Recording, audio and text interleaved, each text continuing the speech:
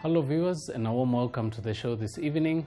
I am your host, Chef Andy, as always, and today we're going to be working on something fresh, something that is of course of Spanish origin, but we're pretty much going to try and make it as simple as possible, give you a bit of a twist to the very main dish that we're going to be working on, just to give you something to be able to try and practice at home.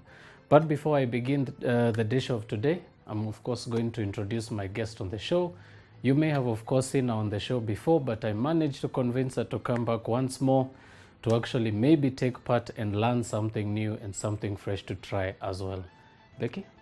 My name is Doris, Rebecca, as you previously had, and I'm glad to be back on the show and to see what the chef has for us and to learn something new. Now Becky, today we are going to be doing something Spanish. But of course, we're not going to be dwelling on the original recipe. I'm going to be showing you a twist of the main dish, which is of course to mention we're going to be working on a very simple zucchini enchilada. And of course, I'll begin by introducing the ingredients before taking you through the very simple recipe. Now from the very front, I'm going to begin by introducing the garlic. You'll require about 2 teaspoons. You'll require also a teaspoon of chili flakes, another teaspoon of some coriander powder, and a bit of some 5-spice powder. You'll also require 1 medium-sized white onion, about 160 grams of some chicken breast sliced into very thin slices. You'll also require a few garlic cloves and a bit of some chopped up spring onion. You're also going to require some enchilada sauce, some cheddar cheese, some Parmesan cheese, a bit of some fresh coriander leaves. You'll also require some fresh zucchini, a bit of some salt and pepper to season with, a bit of some lemon as well to incorporate into your sauce, and last but not least, some cream, which we are going to aid in topping the dish right at the very end. But of course, before we begin, we will allow you this chance to grab your papers and your pens if you're taking notes for this recipe, and we'll see you after a little bit.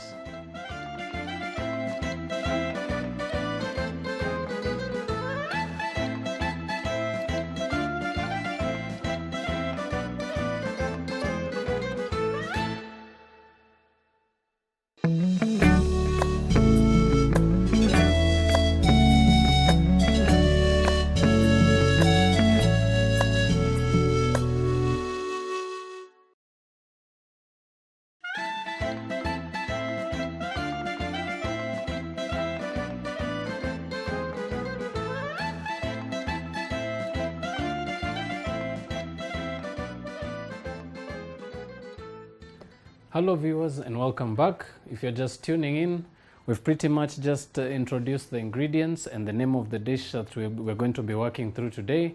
And I also had the opportunity of allowing my guest of today to introduce herself. Now Becky has of course been on the show before, but I've managed to convince her to join us yet again for another different kind of take on a very simple dish. Now Becky, before I begin, I'll of course maybe take you through the term enchilada and just to bring you to date with what it exactly stands for. Now enchilada basically stands for a corn tortilla. So basically a tortilla is more like a very dry piece of bread that's made from corn flour, of course. And normally the way it's traditionally served is it's basically a corn chip that's filled with a meat or a vegetable filling, and then it's topped with an enchilada sauce, which is of course a bit hot. It's got a bit of a chili kick to it. And what you do is you basically incorporate all these ingredients into a dish, and you'd basically use something similar to this. So what you do, you'd have your tortilla chip with a bit of filling inside it. You'd layer it inside your container or your dish that you're going to be baking it in, and then you top it up with the sauce and bake it. Then once you remove it, you just pretty much finish off by topping it with some cream. Now I know it of course sounds very, very difficult right now, yeah, but we're going to make it as simple as we can. So very important to mention, viewers, if you're of course going to be trying this out, very important to mention that you will of course require the use of an oven for this recipe.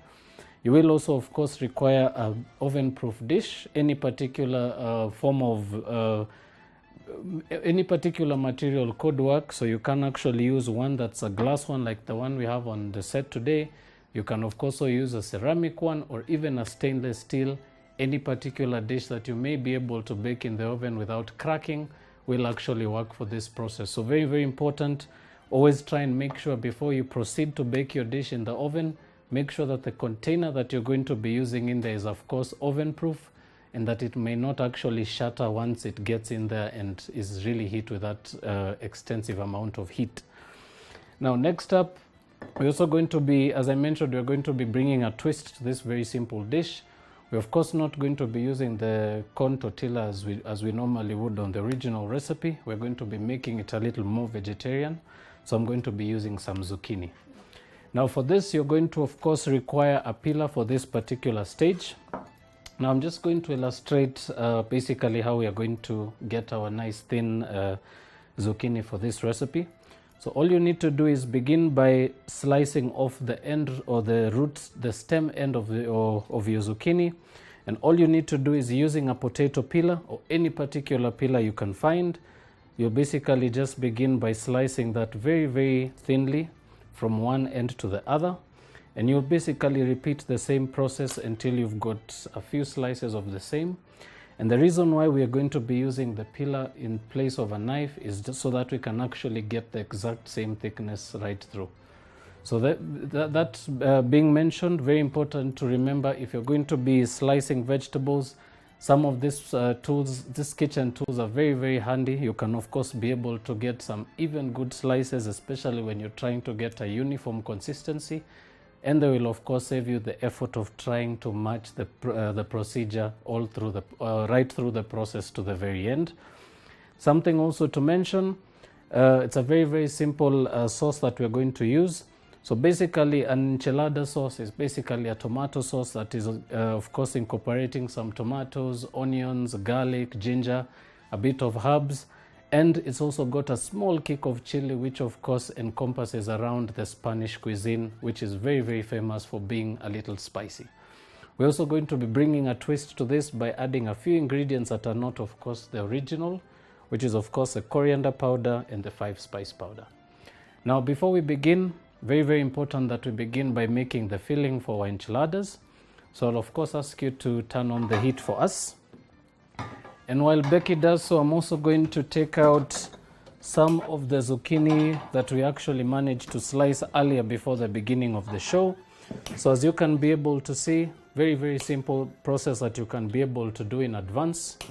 And you can actually be able to save yourself quite a bit of time by doing this just before you begin to make your filling. And it will of course make it much easier for you to assemble the dish towards the very end. So I'm just going to reserve that at the back here.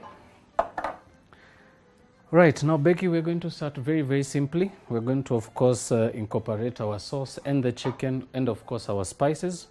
But before we do so, I'm going to begin by drizzling over some oil on our pan. And we're going to begin by slicing up some white onion. I know you're a big fan of using white onions, yeah? Perfect. So the beautiful thing about white onions, as I said, they're very, very juicy. They're very, very pungent as well. They're not also as strong in flavor as red onions, and they really make a very, very good accompaniment or an ingredient to any sauce. Yeah. So I'm going to slice her through the center, of course making sure that we slice as small as you possibly can. You can of course slice as fast as I am, or you can of course take your time and do it much more slower. So very simply, begin by chopping up very finely your first half of your white onion.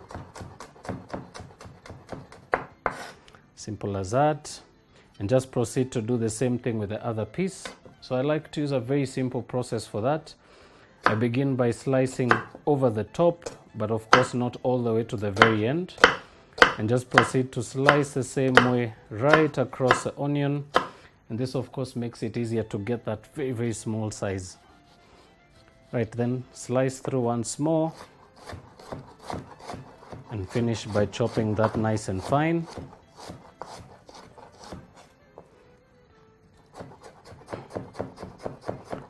Now as you get towards the end, this should of course give you quite a bit of time to get your pan nice and hot. Right, so once done, we're going to begin to fry our onions. Just sweat them on the pan slightly.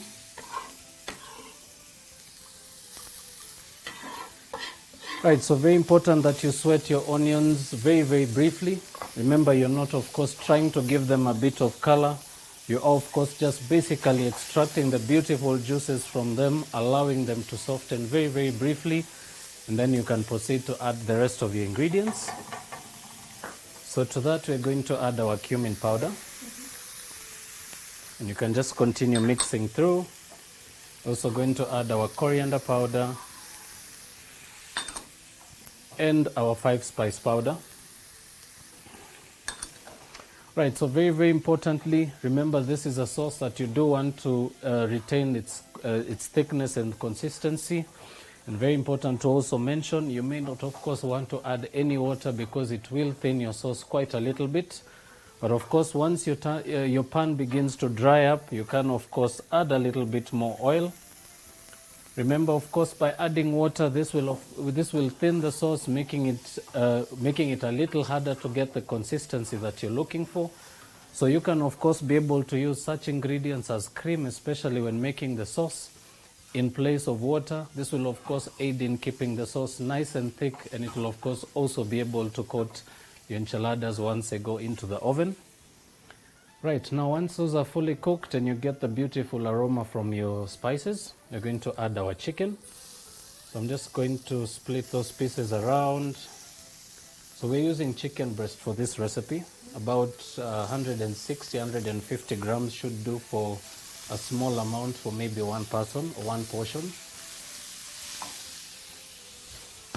Very important to rinse your hands as well as you continue, making of course sure that you try and limit any particular contamination right through your cooking process.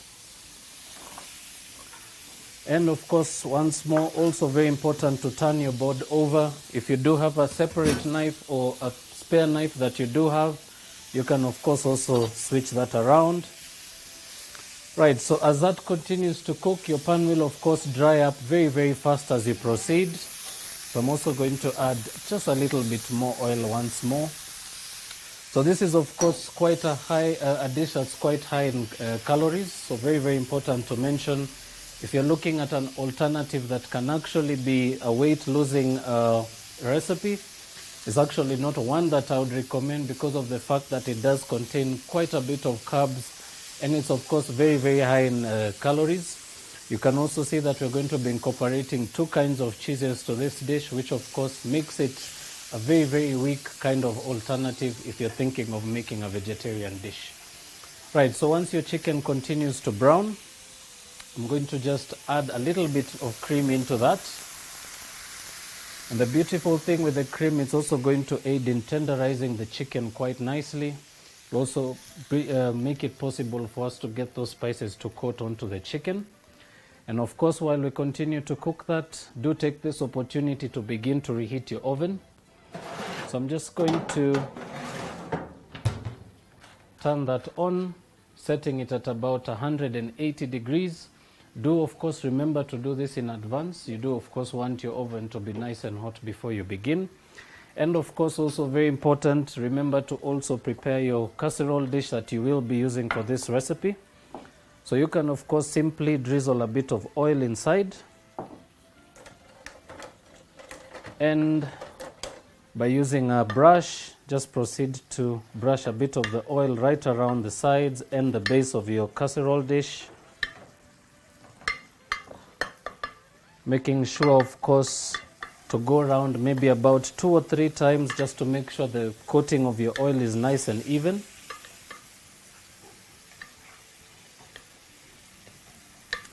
And of course, while we continue to cook the chicken, this does give you quite a bit of opportunity to make for conversation. So maybe I could ask I could ask you, maybe as we continue through the process, maybe you can share with the viewers your experience about being a HR, maybe some pointers you can also share with viewers at home who are maybe looking forward to joining the same career you're in. Wow, it's the best career, if I may say. Better than cooking? Yeah, I think. Okay. But still, I want to be in the kitchen and I want to cook and I want to eat. So I think professionally it's a good career. Okay.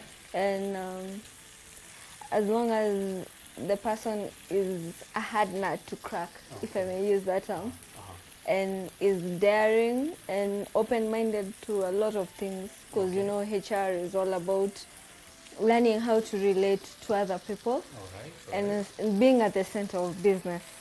So yeah, it's a good career. And what would you say, Becky, is maybe the biggest challenge you've encountered during your years and experience as a HR?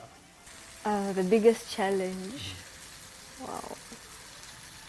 I'm sure there has to be a challenge one way or another. As you said, it of course requires for you to be a hard nut to crack.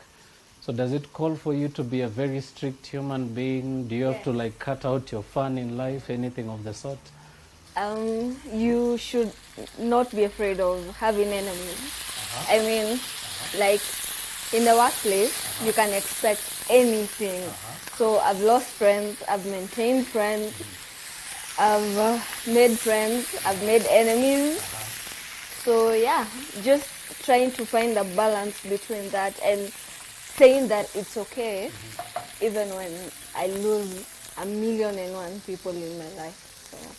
So does it of course mean that you have to maybe cut down your social life for being a HR? Is there a work-life balance that you can maybe advise the viewers maybe at home? I would say just maintain a good relationship with everyone around you. Let them know that before the HR, Doris the HR, there's also Doris the person.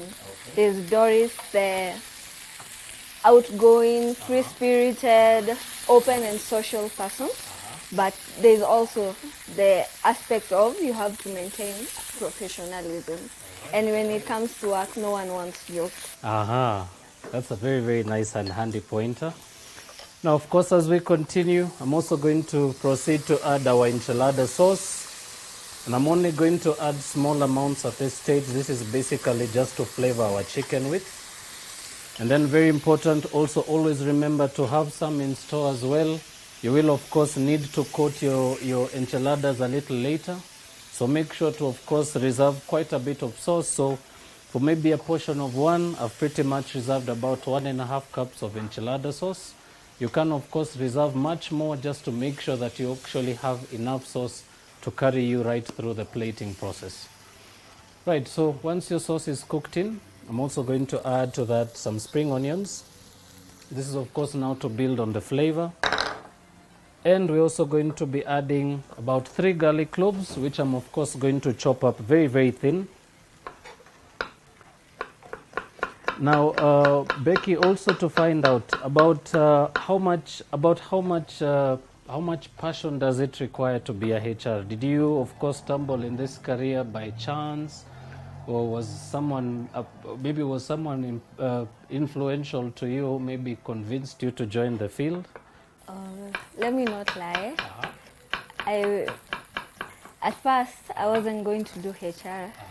I'm also a graduate of psychology. All right, okay, so that's nice. Psychology was my main thing, but I wanted to also get into business and make a difference in the business sector. So when I tried out business administration, it didn't work out for me. So I tried HR because it's more people-oriented and it gives me the leeway to be with people, but also still make a difference in the business sector. So that's why I loved it. I love it. Also, another question maybe I can throw your way. And I know this may, of course, be a bit of a shocker, maybe a surprise to you. But I do know HRs are very renowned for the hiring and firing of staff. About how many staff would you say you have dismissed in the time you've been a HR? and maybe what reasons, maybe some of the reasons that could have caused for the dismissal of some of the staff. Wow. Of course, I had to throw it at you because of one thing. You know, ladies and gentlemen, in my career as a chef, I know for on many occasions, it's of course been a challenge to maybe coordinate with HRs in different fields or sectors, especially being in the kitchen. And I know it of course really needs for you to be quite tough, especially with the subordinate staff. Yeah. So I'm not going to lie since I'm on TV, but I'm going to say I've fired only three. Only three? Yes. But you've hired at least a bigger yes, number a than this. very big number. I believe instead of firing this person, there's always a solution at the end of it all. If you're willing to actually be patient enough and look for something else you can do other than just dismiss this person, if it's not that much of a grievous accusation or fault, it's better than dismissing them completely. And I know it is, of course, very tough to dismiss someone, especially on your line of work. All right. Well, you've all have had it. If you're looking, of course, at being or taking up the opportunity or the challenge of being a HR, as Becky has said, does call for you to be a hard nut to crack, but of course it doesn't mean you need to be difficult or not a people's person. You can, of course, be able to retain some friends through the line of work, yeah? Perfect. Now, as you can see, the chicken's now almost fully cooked. Yeah. And this is, of course, one particular thing that you have to get, to make sure that you get correct before proceeding to add your enchiladas into the oven. For two reasons. Remember, chicken is, of course, a very, very high, you can actually get a very, very toxic poisoning from chicken. So very, very important that you make sure that your chicken is fully cooked before proceeding to use it as a filling for any particular dish. This is, of course, to make sure that you actually omit any chances of getting any salmonella poisoning.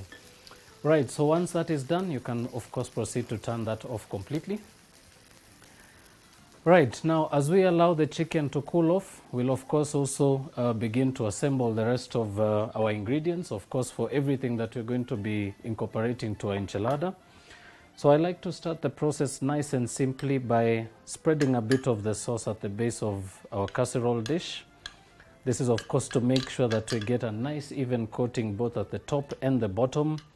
And the sauce also allows for you to make sure that it doesn't actually stick to the bottom. And you also get that nice, beautiful tomato flavor coming right through once you've topped everything up in your casserole dish. And now the next process is, of course, more of an assembly kind of process. So you're pretty much going to begin by grabbing a few of the slices of your zucchini. And what you're going to do is basically lay this one over the other, about 3 to 4 pieces of each, making sure, of course, that they're almost of the same length. You can, of course, trim them down if you have some short and long ones, but I always insist, try and also pick even sizes of zucchini so that your slices are also not very different in the length. Right, so as you do so, proceed to lay them, of course, separating them in between, because you are, of course, going to be rolling this right around. And as I said, the original recipe calls for us to use corn tortillas, but because of the fact that we're also trying to make it nice and more nutritious, we're also looking at also incorporating some vegetables to this. Right, so proceed to lay them just as we're doing. You can actually go maybe even up to 5 or 6 slices depending on how big you want them. But because of the fact that our casserole dish is also not so big, we're also going to try and make sure we can only use or assemble just the ones that can actually be able to fit perfectly without any struggle. And of course, very important, if you do have the shorter pieces, you can of course line them or maybe lay them one over the other. It will of course also aid you in making sure that you don't waste any of the smaller pieces. So just as I've done, very, very simply. And of course, from the ones that are left over, you can of course add maybe 1 piece to each particular stack. This is of course to make sure that you don't actually have leftovers that you can't be able to use in the long run. So simple as that. Just finishing off at the last and final one. And once this is done, we're basically now going to add our chicken mixture. So I'm just going to hand you a spoon to aid us in doing so. So what you're going to do is basically grab about a tablespoon of the mixture and then place one over each piece, and then I'll take you through the rolling of the enchiladas. Like this? Yeah, just like that. You can add maybe just a small amount as well. So basically that amount should do nicely for each one, because it also makes it much easier for you to roll them over. And as she does so, I'm also going to be incorporating some of the ingredients on the side. Remember, especially when you're gratinating any particular dish, remember to always have the cheese going at the very, very top. This is of course for the fact that if you actually put the layer of cheese at the base, it will of course stick to your dish, and you may of course not be able to lift the dish you may not be able to lift the enchiladas very, very simply. So of course the tomato base will of course make it very, very easy for you to be able to lift from the top, and the cheese will of course also be able to melt very, very evenly from the top, making it much easier for you to be able to gratinate it as well, being that the heat source is of course coming from the top. Right, simple as that. Now basically once you're done, all you need to do now is begin to roll this over. So I always suggest maybe pulling the mixture maybe closest to you, and all you need to do is proceed to roll that right around, making sure of course to tuck at the very front, and you should actually be able to come up with something of that shape. And once you're done, all you need to do is move those into your baking dish and just basically repeat the process.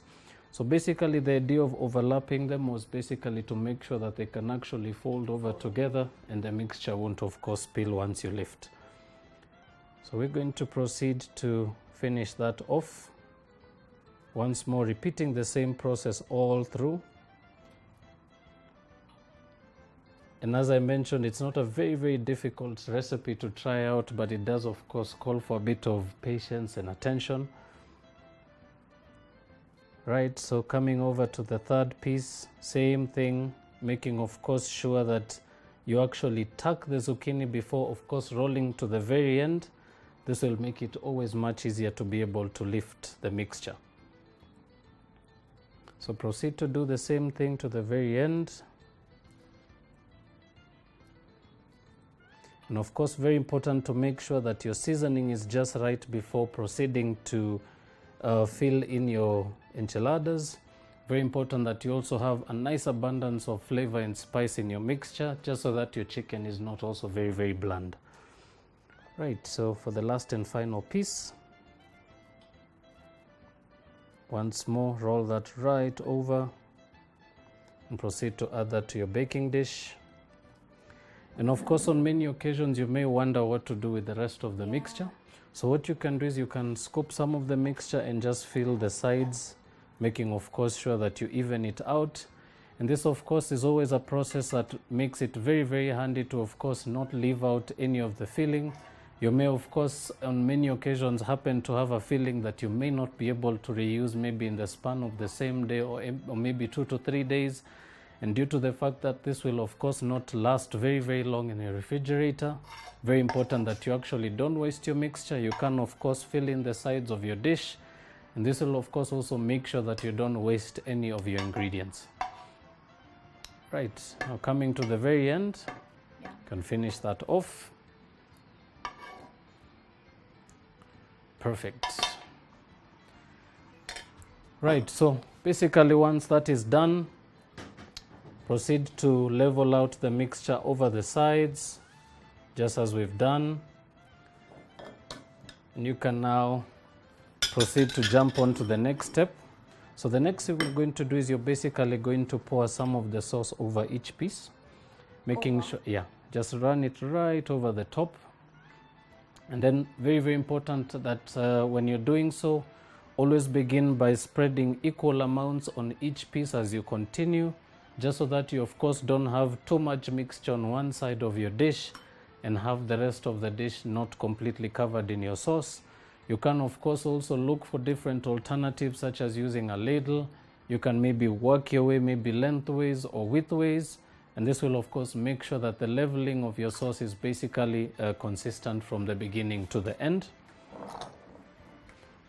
And as you do so, you can of course begin to grab the rest of the ingredients. So you can continue so basically just keep putting your sauce right over each one till it's done. Right, so very, very important to also mention, I'm also going to be using some cheddar and some Parmesan cheese. There is of course a very, very big array of cheeses that you can try out. There is one particular brand of cheese that I would have actually loved to use for this recipe, but I might not be able to find it in the retail stores next to me, but I've managed to get two of the very simplest ones that are in stores. You can of course be able to get some mature cheddar and of course some Parmesan cheese. You may of course also find your Parmesan in some grated form or even in a block form. If you do so, you can of course just slice it with the same tool that I showed you. It will of course also aid you in getting some nice beautiful thin slices that you can of course spread over the top of the mixture. Right, now as we finish that off, very, very important that you of course remember there is a few of the ingredients that you haven't incorporated yet. So I'm just going to grab a knife, and what we're going to do is we're going to chop up our coriander finely. So I'm just going to begin by breaking the stems, or rather the stem or root ends off completely. And all I'm going to do now is proceed to chop that very, very roughly.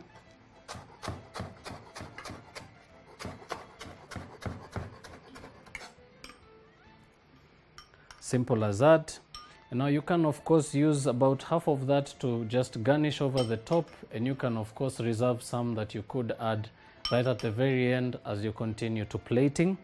We're of course also going to be incorporating a bit of some lemon juice, which is of course going to go right over the enchiladas, or you can alternatively serve this on the side as wedges, and your guest or your diners can actually just squeeze a lemon right over each piece while actually enjoying the enchiladas. Right, so simple as that. So now next we're going to sprinkle over some chili flakes. This is of course to give it a bit of a kick. And this is for chili lovers? This is of course for chili lovers. If you're of course not fond of eating chilies, you can of course omit the addition of chili flakes or any particular spicy peppers. That will of course also make it much easier as well if you're of course going to be serving this to young kids. Right, simple as that. So then we're also going to sprinkle over some salt. So I'm actually allowing you to help us assemble this so that you don't actually forget the recipe once you leave the studios, yeah? Perfect. Now crush over some black peppercorns, making sure to go right around the dish. This of course process will of course allow for you to give your oven quite enough time to heat up. At this stage our oven is nicely heated up. Now you can actually proceed to make sure that you calibrate your temperature to about 180 degrees. And then we're pretty much going to add this in there and allow it to cook. But before we get there, very important that we grate our cheese right over the top. So you can just keep going, just keep going round and round and round until it's done. And then we'll finish off with the Parmesan and the chopped coriander. Now, something also to mention, you can of course also be able to check out some very, very simple and handy tips on YouTube. There is of course very, very many different alterations to this Spanish recipe. You can of course also try out the original enchilada recipe with of course the tortilla chips. But if those are not of course available to you, remember there are very, very many different ingredients you can try out. I of course have tried this with some zucchini. I've also tried it with some eggplants. They also do quite well in the fact that they're also very, very easy to and malleable to actually roll over. You can of course also use some potatoes. I've actually tried it with potatoes, but very, very important that you actually use a mandolin to make sure that they're very, very thinly sliced. That way you can actually be able to turn them over as you continue. Perfect. So far so good. So we're just going to finish the rest of the cheese. Of course, having to mention that this is a very, very cheesy dish. So of course, I thought I had put too much. No. This is actually as cheesy as you can imagine. So very, very important that you have a nice coat of cheese. Remember, what happens is once it goes onto the oven, the cheese should be able to melt and cover the dish completely. And of course, as well, if you look at the dish from the sides, it's also going to collapse as it continues to cook. Now, of course, just to finish this off, you can very simply proceed to sprinkle over some coarsely chopped coriander leaves. And this is now ready to go into the oven. So we're going to proceed to add that in here, making sure, of course, that you don't have any cheeses sticking over the sides. And you can just place it in there, being very careful not to burn your fingers. Perfect. Right, so Becky, we are pretty much now going to allow that to continue cook. We'll allow that to continue to cook. What we're basically going to be watching for is that we get a nice, beautiful coloring of the cheese, and that the sauce actually manages to cook the ingredients down, and that it actually levels down, making sure that the cheese will also gratinate very, very evenly right over the top, giving it a nice, beautiful golden finish. And while we do so, we will of course also give you this chance to take a break. But when we do come back, I will of course proceed to show you a very, very simple technique of plating. And I'm also going to be sharing some very, very simple and handy tips, especially for those of you who are going to be trying enchiladas for the first time. So please don't touch that dial. We'll be right back.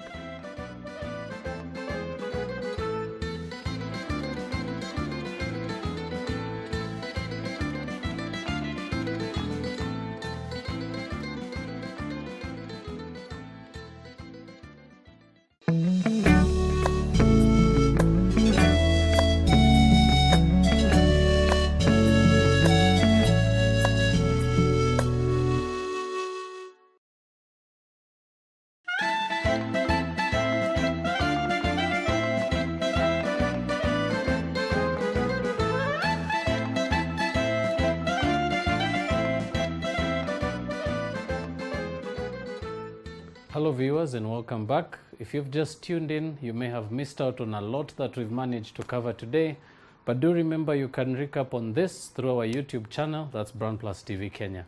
But for now, I'm going to begin by first of all taking out the dish from the oven, and I can proceed to fill you in on many other details that we still haven't covered yet. So Becky, we'll begin by taking this out. I'm just going to set it on this beautiful board. This is basically just to allow us to make sure that we don't damage our chopping board, and that we actually allow this to cool off very, very slightly before we plate. Now, for those of you who are still tuned in, and if you've just caught up as well, we've basically been making a very simple zucchini enchilada. We're pretty much now going to begin plating.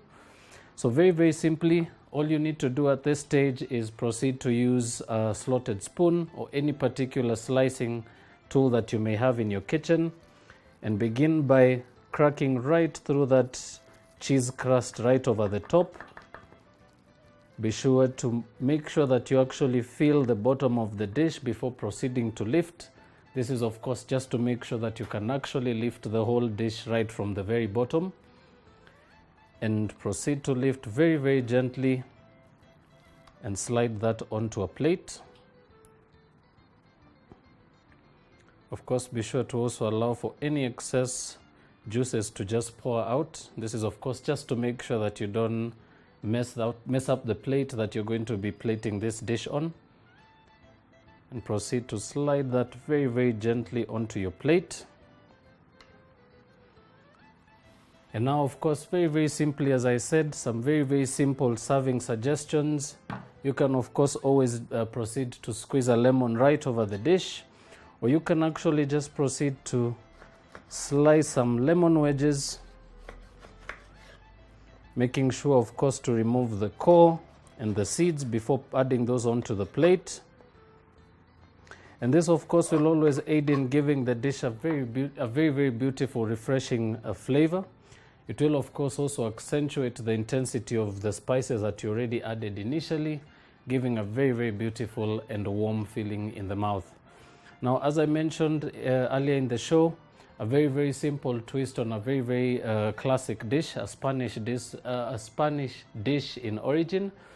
And for some of you who are of course looking at trying this out, as I mentioned, there's a very big array of twists to this very simple recipe that you can be able to check out some of the videos online, and you can be able to try from your very own home kitchen, being the fact that some of the ingredients of course and the processes will of course be very similar from one recipe to another. Now, Becky, I believe we have pretty much managed to cover today's dish. I hope I've managed to convince you to try out an enchilada at home. Yes. And as I mentioned, some of the ingredients that we used, you can of course omit. For instance, you may of course not call it an enchilada if you don't top it with a cheese, but you can of course have a very similar twist by using a very simple filling, meat or vegetarian. And you can of course use the same base of sauce that we actually used in the recipe. Also, something also to share as well with you viewers at home, remember, by omitting any additions of such ingredients such as meat, cream or cheese, you can of course also turn this very simple dish into a very beautiful vegetarian alternative for some of you who are of course not fond of consuming meat. And now, just to of course finish off this dish, I'm going to of course begin by drizzling over some sour cream. This is basically just to cut the richness of the cheese, and you can just begin by drizzling that right over the plate. And that of course brings us to the last and final part of today's dish.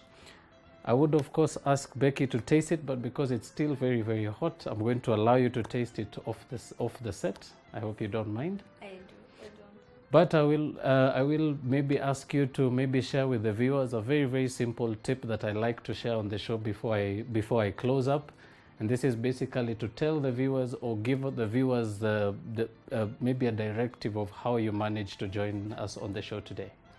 So I'm sure everyone is excited or would want to be on the show. Just send your SMS with a request to be on the show to the numbers on the screen, and they do actually go through. So be sure that your message will be read, and you shall of course be invited like me.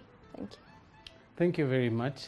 Now, once more, I will remind you, you can be able to air your views, your suggestions, or any particular comments back to us through our Facebook page.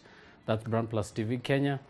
And if you've missed out on this, or you may of course want to see some many other videos or dishes that we've covered on our show, you can be able to subscribe to our YouTube channel. That's BrandPlus TV Kenya.